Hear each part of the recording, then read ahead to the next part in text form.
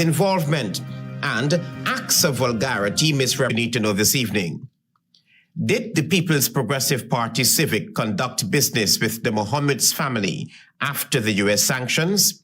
As the tit-for-tat continues, the Mohammed's family says it has the evidence. VP Jagdeo says, show us that evidence. Here is more.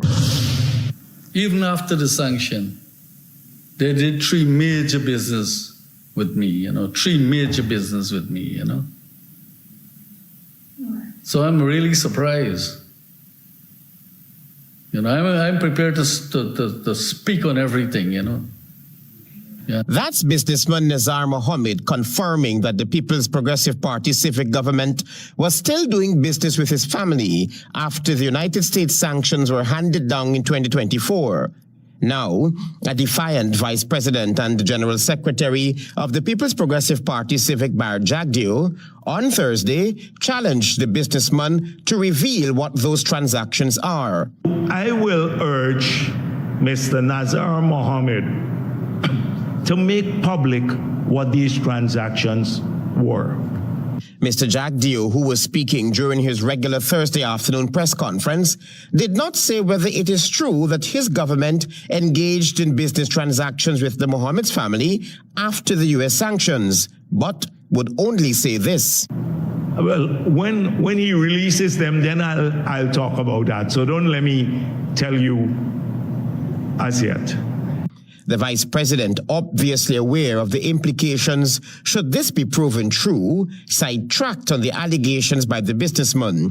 I'm hoping he would release them. I'm calling on him, like I did last week, to release what they are, what they are. For the record, it was the very Vice President, Jagdeo, who last Thursday said that his government cannot do business with the Mohammeds in wake of the U.S. sanctions. He said the government will not put the country at risk. Travis Chase, HGP Nightly News. United States Ambassador to Guyana Nicole Theriot says while the U.S. government is deeply concerned about the recent Venezuelan naval incursion, it fully supports Guyana and will not allow Venezuela to threaten Guyana's territory. Find out more from Tiana Cole.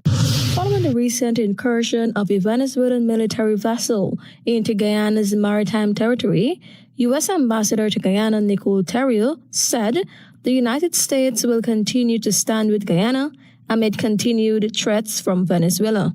Clearly, we support Guyana 100% against this aggression. That's unacceptable. And we won't allow Venezuela to threaten Guyana's territory and sovereignty. And so we are standing with many other international partners. The ambassador assured that Guyana can always count on the U.S. support. We will always stand shoulder to shoulder with Guyana in supporting you and defending you. On March 1, a vessel identified as a Venezuelan Coast Guard ship was spotted near oil ships operating in Guyana's exclusive economic zone. That followed an announcement that Venezuela is planning to hold elections in Guyana's Essequibo region, an integral part of Guyana's national territory. The government has since alerted international partners expressing concern over this latest development. It has also informed the international community of Venezuela's latest actions. On Wednesday, Minister of Home Affairs Robertson Ben stated that any Guyanese or resident who supports Venezuela's planned election for a so-called governor of Essequibo will face severe consequences. They're going to be charged for treason. And anybody who is supporting them will also be charged. The issue of Essequibo and the settlement, the 1899 arbitral award, was settled a long time ago and they had no interest in it until they had political problems there and then when we found the oil. Tiana Cole reporting for the HGP Nightly News. Meanwhile, Ambassador Theriot has indicated that the impact on U.S. programs in Guyana due to policy shifts in the Donald Trump administration is minimal. Find out more from Tiana Cole. U.S. Ambassador to Guyana Nicole Terrio on Thursday, on the sidelines of the National Health Information System and Technology Workforce Development Program launch at the Marriott, said the impact on the U.S. programs in Guyana as a result of policy shifts in the Donald Trump administration is minimal, since Guyana did not have many active programs here. Guyana is actually classified as a high-income country, so you didn't have a lot of different programs happening here anyway. So the impact is actually quite minimal. And for the programs that we want to continue, we currently have waivers submitted, and we're hoping that those will be approved so we can recommence those programs. Terrio said while they would love to continue all the programs, they were instructed to prioritize the ones of which they would seek waivers. High priority program is our election support. We would really like to, we actually hadn't commenced it yet because we're waiting for that funding. So we've requested that they give us as quickly as possible approval. The ambassador remains optimistic since support for GCOM and setting up of an election observation mission is key. And we want to be as helpful as we can in Guyana's democracy. She explained that while the programs in Guyana are pending, she shared information on one program that will likely come to an end. It's called CAPA. It's an agriculture project where we were helping to develop 3 different crops here in Guyana for export. So kind of value-added crops. One was West Indian cherries, one was coconut, and the other was turmeric. However, the remaining 3 Guyanese staff remain employed at the embassy. Of whom was on a contract, so she wasn't a direct hire employee of the embassy or of the U.S. government, and she was put on administrative leave, but our remaining 3 Guyanese staff are still fully employed, come to work every day. Tiana Cole reporting for the HGP Nightly News. Thank you, Tiana, for your reporting. Stay with us. There is more news ahead.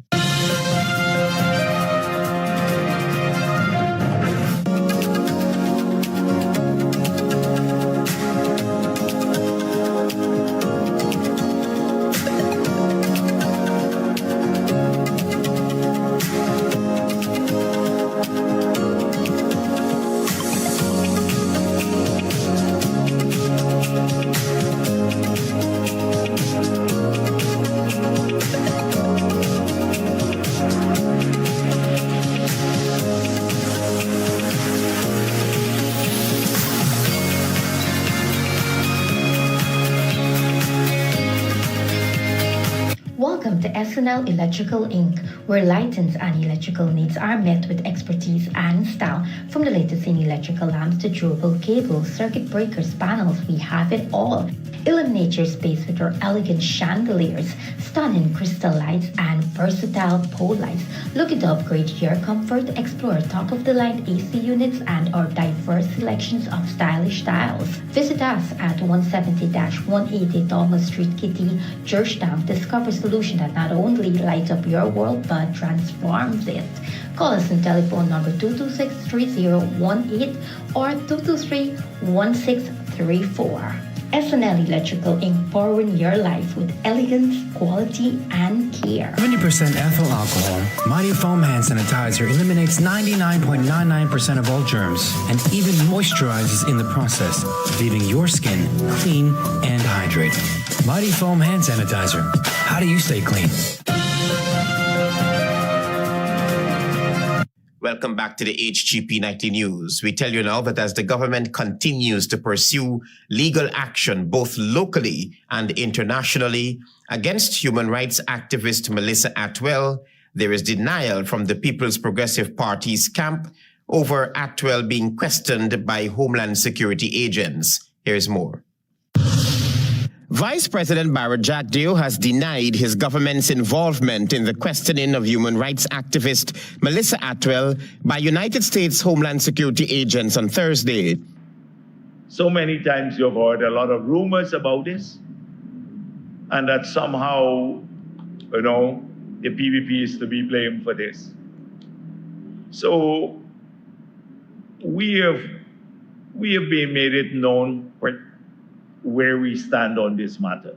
But we don't every day obsess over Ms. Atwell. The well-known critic of the Guyanese government was reportedly questioned about her activism and complaints lodged against her by the People's Progressive Party civic government. Mr. Jagdeo gave a news conference the impression that his government had nothing to do with the questioning of Ms. Atwell. You're a social media commentator. There are many others, far more extreme than her, like a Rick Ford work. And we don't obsess about them.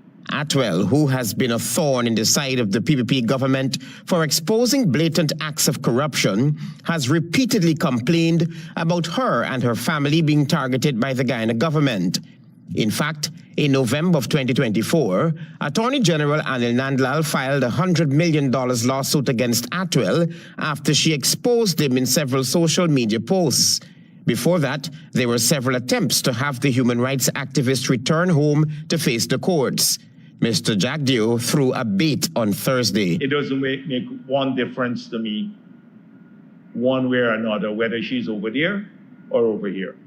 And she's Guyanese too if she has to come back. We welcome her back. Travis Chase, HGP Nightly News. Following a widely circulated video of a brawl between two members of the Guyana Police Force and two civilians, Minister of Home Affairs Robeson Ben has weighed in on the incident. The story from Tiana Cole. Minister of Home Affairs Robeson Ben, speaking at the opening of the Guyana Police Force's Inspectors and Sergeants Conference on Wednesday, emphasized that police officers should not be subjected to physical attacks. His utterances followed a widely circulated video on social media where two police officers were involved in a public brawl with two civilians.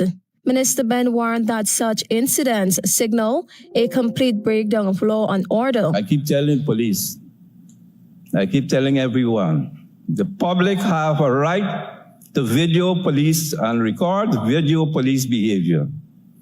They have that right. Ben further stressed that police officers should be utilizing their body cameras to record interactions with civilians, ensuring that proper policing procedures are followed and engagements remain professional. I don't want policemen and women being beaten on the road. We have said to the police chiefs that the police on the beat, they must have pepper spray, they must have baton, and they must have taser. They must think twice or thrice before they attempt to strike a policeman. It should not happen. Ben reiterated that while officers are not deployed to assault civilians, they must be able to defend themselves. He stated that if necessary, police should use their batons to subdue aggressive individuals. I don't want policemen being disrespected. The police, those who are providing the protection for peace and development, can't be beaten on the road. And we can't continue to have the disrespect which we're seeing at the moment. The minister expressed frustration over recurrent incidents of officers being assaulted in the line of duty. The police, of course, make mistakes from time to time. We're not all perfect. We are striving towards perfection.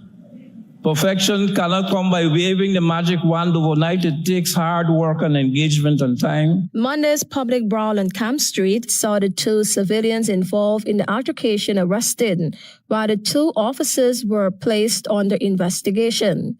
A video of the incident widely shared on social media captured a heated exchange where one civilian began recording the scene on his phone. In response, one of the ranks snatched and pocketed the phone, which further escalated tensions. The Guyana Police Force issued a statement on Tuesday afternoon clarifying that, quote-unquote, the actions of the ranks do not reflect the values and professional conduct of the Guyana Police Force. Tiana Cole reporting for the HGP Nightly News. Antonio Day tells us that although the Guyana Power and Light Company experienced significant disruptions last year, the company's executive management committee, headed by Kish Nandlal, assures customers they will eventually enjoy access to stable supply power. The Ghana Power and Light Company, GP, on Thursday told the Public Utilities Commission that it has been addressing a major issue since last year, that of insufficient power supply to consumers. According to Kesh Nandalal, head of GPL's Executive Management Committee, the power company recorded 10.4% and 14.5% in technical and non-technical losses. 2024 has been a challenging year, a mixed year for us. We ended the year, I think, pretty good. We added the 60 megawatts. We were able to do that in a really record time, building 3 kilometers of brand new transmission line to connect that power ship. A PUC commission questioned the power company's ability to deliver a stable power supply to customers over the next 5 years, while also reasoning that there must be a contingency plan given the company's past failures with maintenance of its operating systems. To this end, GPL's Director of Power Generation and Delivery, Bharat Harjan, attributed last year's constant power outages to instability in the generation capacity. He also admitted that there were challenges at the power grid, which forms part of the Demerara-Berbice interconnected system known as DBIS. We're operating this is where we have to do outages. We are forced to have outages, and that those are what was discussed before as generation shortfall. Latter part of the year, we were able to get the 60 megawatt, which would have increased our generation capacity. By the end of 2024, the company had an output of 265 megawatt of power, while peak demand last year reached 207 megawatt of power. Nonetheless, Nandalal told the PUC that maintenance work is on the way, which will be completed in the first half of 2025 to prepare the generators to meet the peak demand forecast for later this year. Projects like the Wales Gata NG venture, which will generate 300 megawatts of power, will serve as an enhancer, Nandalal affirmed. Where we will have a 230 substation at Williamsburg, and along the way, one at Onverwacht, so we could deliver that power at different areas and then distribute that power to other parts of the country. I'm Antonio Day reporting for the HGP Nightly News. You're watching the HGP Nightly News. Stay with us. There is more news ahead. Planning a cleanup? We can help. Sevon's Waste Management skip bins can be provided for home renovation projects, yard cleanup, or construction project. It's simple. Step 1, give us a call. Step 2, we put down the bin. Step 3, load it up with all of your junk. Step 4, we take it away. That's simple. Bins are also available in various sizes, so there is no job that is too big or too small. Call Sevon's Waste Management today at 218-1455.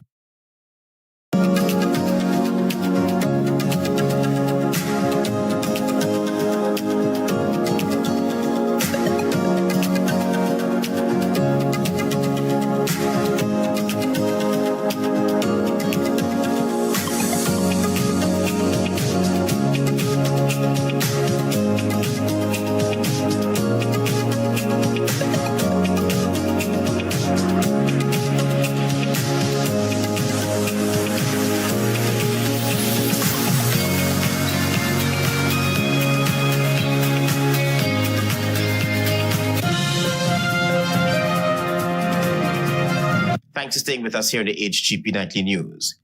Member of Parliament Amanza Walton Desire has challenged women to be more culturally responsive to the changing landscape. Walton Desire was speaking on Thursday at the Guyana Women and Girls Summit, which was hosted at the Arthur Chung Conference Center. Daisy Richards will tell you more. At the Guyana Women and Girls 2025 Summit hosted at the Arthur Chung Conference Center, on Thursday, parliamentarian Amanza Walton Desire voiced concerns about women in business and conversations that are being avoided. Walton Desire said women empowerment conversations must be contextualized. It needs to be tailored to the Guyana context. And the reality of business in the Guyana context is that the political mechanism is the enabling mechanism for business, basically in any part of the world, really. The parliamentarian highlighted its socio-political impact on businesses, especially women-operated businesses in Guyana. but it is the chief ingredient in this country that determines whether your business is going to succeed or not. She added that the reality in the current business climate does pose challenges. And the success of businesses depend on access to resources. It depends on so many issues. And we have to be forthright about the fact as to how often political affiliation affects that. Possibly ethnicity affects that. The parliamentarian also pointed out that women are the demographic that can achieve that outlook, but clamored that confidence and bravery are key components missing from the equation. Several schools across the country participated in the one-day event, which was held under the theme Accelerate Action, Empowering Women and Girls, Inspiring Generations. For HGP Nightly News, I am Daisy Richards. Meanwhile, gender equality took center stage at this year's Women and Girls Summit. Here again is Daisy Richards. President of the Guyana Women's Chamber of Commerce and Industry, Josephine Tapp, speaking on the sidelines of the 5th year hosting the Guyana Women and Girls Summit, highlighted that the event allows women and girls to discuss challenges that women face in both society and the economy. It allows girls to be able to meet with potential mentors, with persons who are influential in society, who may be able to inspire them to drive change. Pointing to the Global Gender Parity Report, Tapp said that the current rate the gender parity is moving globally, success will be achieved in over a century. She has deemed this unacceptable. And we believe that opportunities like this are what help to drive change. So that's our inspiration for our theme this year, which is Accelerate Action. She said the hope is to achieve gender equality in the next few years. Member of Parliament Catherine Hughes, in a comment, highlighted that the struggle to achieving gender equality continues and women will continue to fight to break these barriers. It's a very difficult situation. I don't think that the level of fear that exists today in society, in Guyanese society, and speaking out, existed, for example, when I came into Parliament in 2011. There was a lot more freedom. There was a lot more respect. Hughes added that she hopes persons in a position of influence will begin to understand their responsibility and endeavor to play their part. For HGP Nightly News, I am Daisy Richards. To end our lead stories, as the Hindu community prepares to celebrate Phagwa, Pandits Jagmohan and Deodat Prasad is urging citizens to disassociate themselves from any activity that promotes alcoholism and vulgarity, as these traits don't represent the true meaning of the religious festival. Here's Antonio Day. Anything that has to do with alcohol or non-vegetarian food, please do not use the word Phagwa in your promo. You can have your celebrations. We can't deny anyone of having their celebrations, but please use it, conservatively. That was Pandit Jagmohan Prasad of the Guyana Hindu Dharmic Sabha in an audio message as the Hindu community celebrates Phagwa 2025. The religious leader reminded that Phagwa is a moment for spiritual renewal and upliftment, unity and the celebration of good over evil, and truth over falsity. It should be frolic. It should be something that we, lift our spirit to match the season. Meanwhile, Pandit Deodat Prasad of Reliance Settlement Sanat and Mandir in his Phagwa message said that, and I quote, "As we celebrate Holi, let us embrace its true significance, one of spiritual renewal, agricultural abundance, and unity. Holi is more than just a festival of colors. It is a celebration of truth over falsehood, love over hate, and harmony over division. Holi is a reminder that evil, no matter how powerful, will always be consumed by the fire of righteousness." He added that in recent times we have seen alcohol, vulgarity, and disrespectful behavior creeping into events, acts that distort the true essence of Holi. This festival is meant to bring families and communities together in love and devotion, not to promote behavior that goes against our moral and spiritual values. The religious leader urged all citizens to respect the sanctity of Holi. Let us celebrate with dignity, cultural pride, and devotion, ensuring that our observances remain true to their purpose, bringing peace, prosperity, and unity to our land. As we throw colors upon one another, let us also color our hearts with kindness, understanding, and respect for each other. May this wholly fill our lives with happiness, strengthen our bonds as a people, and inspire us to work towards a brighter future for all, he emphasized. I'm Antonio Day reporting for the HGP Nightly News. Thank you, Antonio, for your reporting. Your regional news is up next.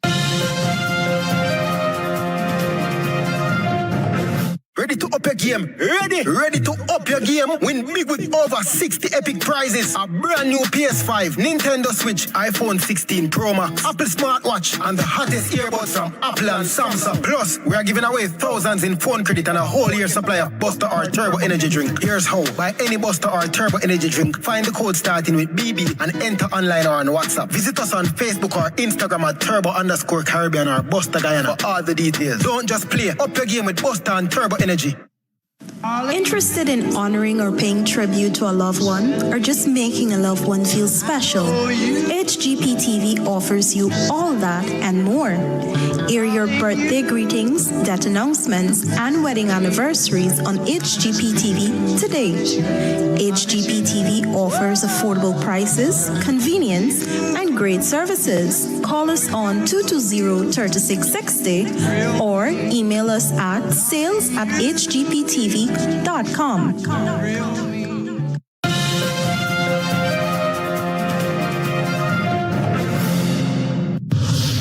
Good evening and welcome to Thursday's edition of the Regional News.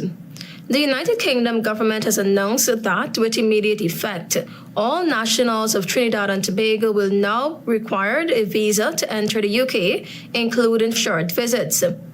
The decision made public on March 12, 2025 comes in response to what the UK government described as a significant increase in TNT nationals arriving as visitors and then claiming asylum.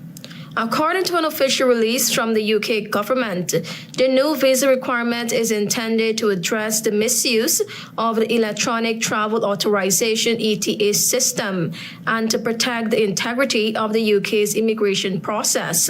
The UK relationship with Trinidad and Tobago remains a strong and friendly one, the statement said, but added that the decision has not been taken lightly.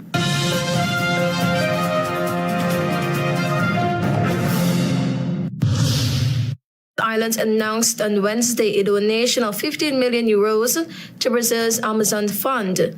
The Brazilian government said the donation to the fund, which aims to stop deforestation and preserve the world's largest tropical rainforest, will be made over the next 3 years.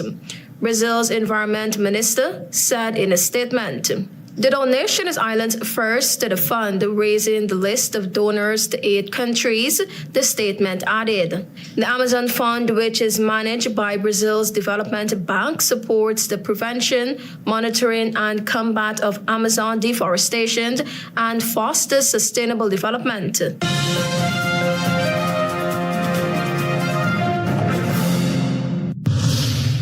Prime Minister Dr. Keith Rowley has warned that this country's quote-unquote cuckoo will be cooked if the dragon gas deal with Venezuela goes sour. The Prime Minister on Monday expressed the confidence that Trinidad and Tobago was on solid footing with respect to its agreements, but cautioned that there could be a calamity in terms of paying the nation's bills if the United States revokes the license approved for the Dragon gas deal, or if Venezuela decides not to allow Trinidad and Tobago to access the gas. He explained that hospitals, schools, and the country's expenses required revenue to be maintained. He pointed out that when one attends a game, they cheer for their team to win, not lose. Rowley warned that the country would face future problems without energy deals. He said securing Venezuela's agreement to allow Trinidad and Tobago to obtain a license to extract gas from a proven Venezuelan gas field was something the country should celebrate. This was achieved at a time when geopolitics were such that the United States and other countries were setting new parameters and new terms of trade, the Prime Minister said. Thank you for watching. I am Tiana Cole.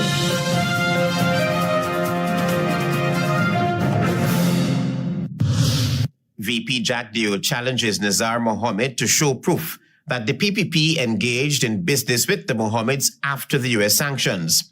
U.S. Ambassador assures 100% support for Guyana amid Venezuela's aggression. Melimel questioned by U.S. federal authorities. PPP denies involvement. And acts of vulgarity misrepresents true meaning of Phagwa. Leaders urge citizens to distance themselves from such activities. Those are our major headlines. For these stories and more, please go to our website. It's www.hgptv.com. I'm Travis Chase. Thanks for watching. Goodbye.